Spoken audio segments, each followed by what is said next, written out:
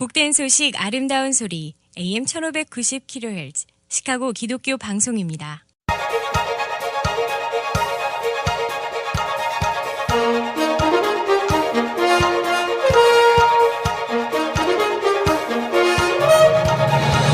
김정일 해설위원의 시사 해설.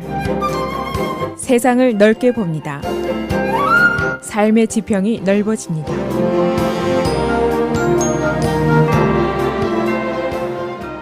시사 해설입니다. 이 텍스컷 감세안이 의회에서 매우 빠른 속도로 진행이 되고 있습니다. 하원은 아마 내일 전체 회의 표결에 붙일 것으로 예상이 되고, 상원은 땡스기빙 데이 직후에, 그러니까 이달 말 전에 표결에 붙일 것으로 예정을 하고 있습니다.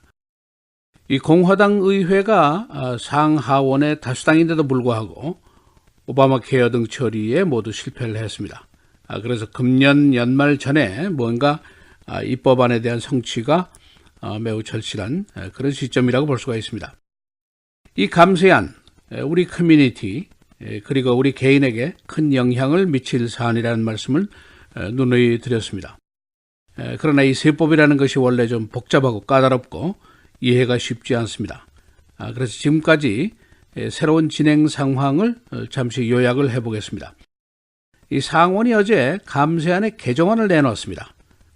어제 바뀐 사항을 보면은 오바마 케어 안에 들어있는 Individual Mandate 조항을 폐기한다는 것이 감세안에 추가가 되어 있습니다. 개인이 의무적으로 보험에 가입해야 한다는 조항인데 이것을 빼겠다는 것이죠. 그리고 개인 감세는 2025년까지 시한부로 한다. 그리고 기업 감세는 영구화한다. 이렇게 바꿨습니다.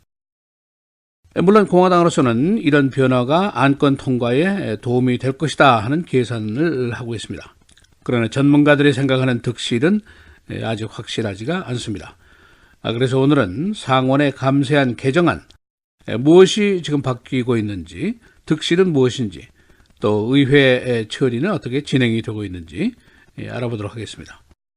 상원 공화당이 어제 바꾼 감세안 개정안은 두 가지입니다. 첫째는 오바마 케어의 핵심인 개인 보험 가입 의무화, Individual Mandate 조항을 없애겠다는 겁니다. 둘째는 개인 세금 감세를 2025년까지만 한다. 이런 개정안입니다. 이런 개정안을 마련한 이유는 소위 우리말로 하면은 일석이조를 노린 것이다 라고 볼 수가 있습니다. 트럼프의 최우선 입법 사항이 오바마 케어 철폐 그리고 감세, 이 두 가지인데 이 두 가지를 한꺼번에 한번 처리해보자, 그런 의욕적인 생각입니다.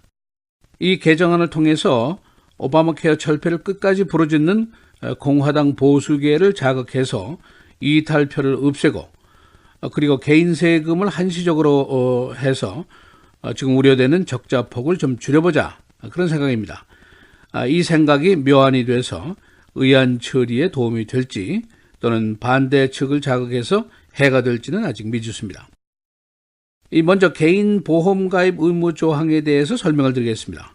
오바마 케어의 기본입니다. 전 국민 보험을 가입하는 것을 의무화한다는 얘기인데, 의무를 지키지 않을 경우에는 벌금을 부과한다는 벌칙까지 들어있는 조항입니다. 그 이유는 만일 의무화가 안 될 경우에는 젊은 층이라든가 건강한 사람들이 가입을 외면하게 되죠. 그렇게 되면은 정부의 세금 돈으로 저소득층, 중산층의 보험 가입 보조를 할 명분이 사라지게 됩니다. 이 조항은 원래 보수층의 반발을 사서 대법원까지 올라갔던 문제입니다. 국가가 국민에게 보험 상품이라는 것을 사라고 강요할 수 있는 것인가, 그런 얘기입니다. 가령 좀 더 과장해서 말씀드리면은 나라가 설탕은 몸에 안 좋으니까 먹지 말아라, 이렇게 법으로 규제할 수 있느냐, 그런 질문입니다. 이 오바마 대통령 당시의 대부분은 대법원에서 오바마 케어가 사라질 것으로 예상을 했었습니다. 그러나 대법원의 판결은 다르게 나왔는데, 법익, 즉 법에 의해서 혜택을 받는 사람이 국민 전반이고, 그 방법이 그냥 벌금을 내는 것이 아니라 세금으로 벌금을 부과하는 것이다. 다시 말해서 국가가 과세의 권리가 있기 때문에 오바마 케어의 이 조항은 적법하다, 이런 유명한 판결을 남겼습니다.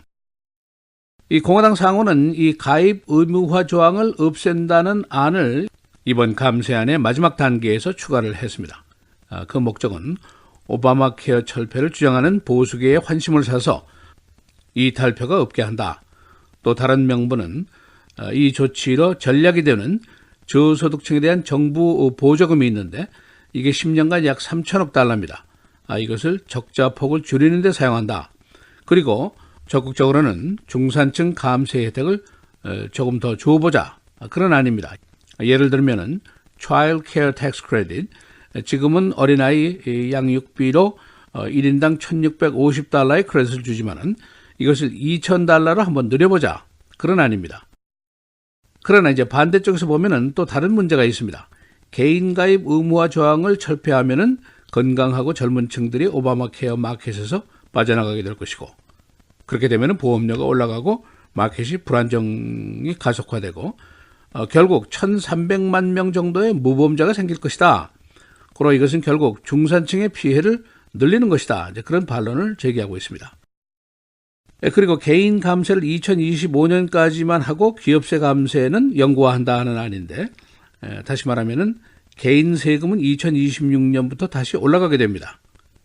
이것은 의정 절차상의 문제 해결을 위한 것인데 10년 이상 적자가 계속될 수 있는 요인이 있는 재정적인 입법은 60표로 결정을 한다. 이런 규정이 의회에 있습니다.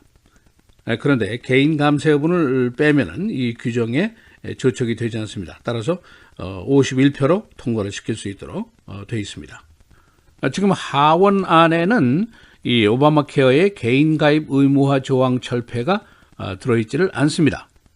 따라서 상원과 하원이 각각 자신의 감세안을 통과시키게 되면은 컨퍼런스를 통해서 두 개의 감세안에 대한 절충 작업이 있게 됩니다. 여기서 이제 오바마 케어의 운명이 결정날 수가 있습니다. 하원은 빠르면 내일 감세안 표결에 들어가게 되는데 하원의 폴 라이언 의장은 통과에 자신이 있다. 낙관적인 태도를 보이고 있습니다. 상원은 땡스기빙 데이 직후 일주일 내에 표결에 붙일 예정인데 상원 총무도 통과에 낙관적이다 하는 의견을 가지고 있습니다. 골드만삭스의 분석인데 통과 가능성이 그동안 65%였었는데 어제 개정안이 나온 이후에 80%로 상승을 했습니다. 그리고 이제 공화당 온건계 3인이 이제 주목을 받고 있는데 바로 오바마 케어 철폐안을 부결시켰던 상원의원들입니다. 존 맥케인, 수잔 콜린스, 리사 머커스키 상원의원인데 이 3인방은 아직도 지지하겠다, 반대하겠다 여부를 밝히지 않고 있습니다. 이 상원 공화당이 지금 52표를 가지고 있는데 만일 3명이 거부를 하면 통과가 실패합니다. 그러나 2명이 거부를 하게 되면 부통령이 개입을 해서 통과를 시킬 수가 있습니다. 이번 감세안 30여 년 만에 처음 감세고 또 가장 큰 적자가 예상되는 1조 5천억 달러의 부채가 늘어나게 되는 그런 감세안입니다. 보통 일반적으로 감세안 처리는 충분한 시간을 두고 여론을 수렴하고 의회가 절충을 하고 그 후에 실시되는 것이 보통이지만 이번에는 그야말로 일사천리로 매우 신속하게 진행이 되고 있다는 그런 특징도 갖고 있습니다. 시사해설 김재일입니다.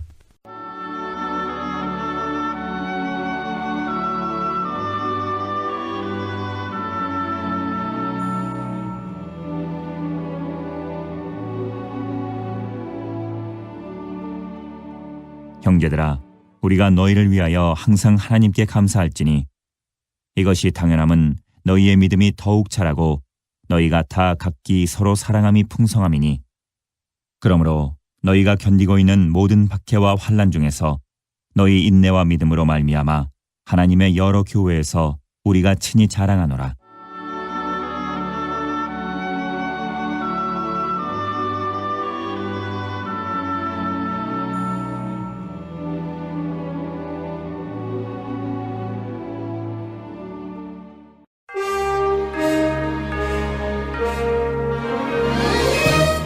(11월 15일) 수요일 헤드라인 오늘의 주요 뉴스입니다.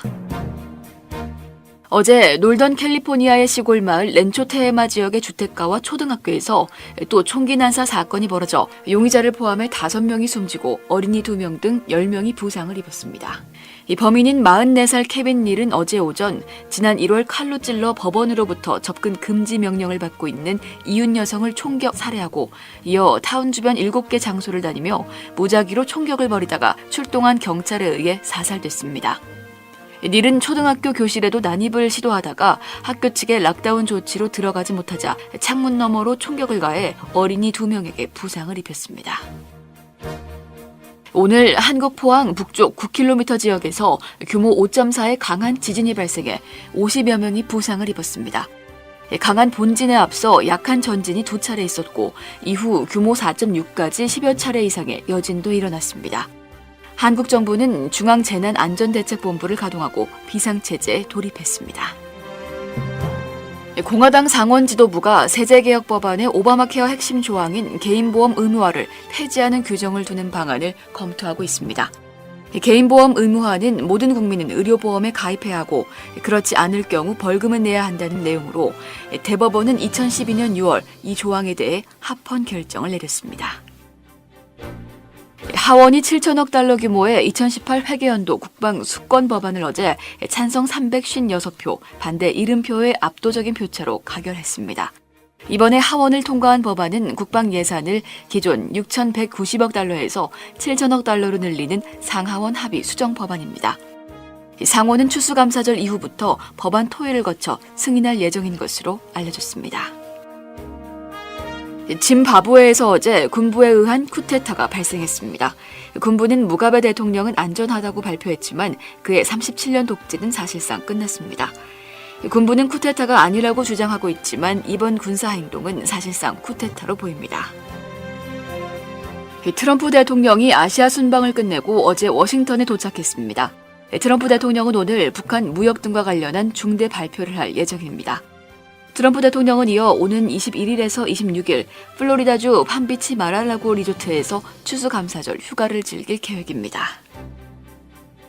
제프 세션스 법무장관이 힐러리 클린턴 전 국무장관 수사를 위해 특별검사 지명 가능성을 열어둔 것에 대해 전 현직 법무부 관리들은 법무부의 독립성이 심각하게 훼손될 것이라고 우려했습니다. 세션스 장관은 어제 하원 법사위원회 청문회에 출석해 클린턴 재단 기부금을 포함해 2010년 미국과 러시아 간 우라늄 거래에 대해 특검을 지명할지 여부를 로젠스타인 법무차관에게 검토할 것을 지시했다고 밝혔습니다. 하지만 세션스 장관의 발언은 법무부의 정치적 독립성에 상당한 의문을 던지고 있다고 언론은 지적했습니다. 29년 동안 억울하게 옥살이를 한 66살 남성이 어제 쿡카운티 교도소에서 풀려났습니다. 1988년 당시 37살이었던 아더 브라운은 방화 살인 등의 혐의로 종신형을 선고받고 복역 중이었습니다. 지난주 담당 판사가 그의 재판 중 배심원에 대한 검찰의 허위 진술 등을 발견하고 재심을 명령했습니다. 검찰은 이 케이스에 대한 기소를 포기함에 따라 그가 풀려나게 됐습니다. 쿡카운티 대배심은 라킨 맥다널 사건과 관련해 더 이상의 기소를 하지 않기로 결정했습니다. 경찰의 총격에 의해 사망한 맥다널 사건의 대배심이 그동안 사건 보고 은폐와 조작과 관련해 지휘 경찰관의 기소 여부를 조사해왔습니다. 현재 총격을 가했던 경찰관과 3명의 보고 조작을 한 경찰관만 기소돼 있습니다. 날씨입니다. 오늘은 대체로 흐리고 오전 한때 비가 내리겠습니다. 낮 최고 50도, 밤 최저 30도입니다. 내일은 대체로 맑은 가운데 오후부터 가끔 구름 많겠고 낮 최고 40도, 밤 최저 32도. 금요일은 흐린 가운데 오후부터 비가 내리겠고 낮 최고 44도, 밤 최저 42도. 토요일도 흐리고 오전까지 비 소식 이어지겠습니다. 낮 최고 45도, 밤 최저 26도입니다.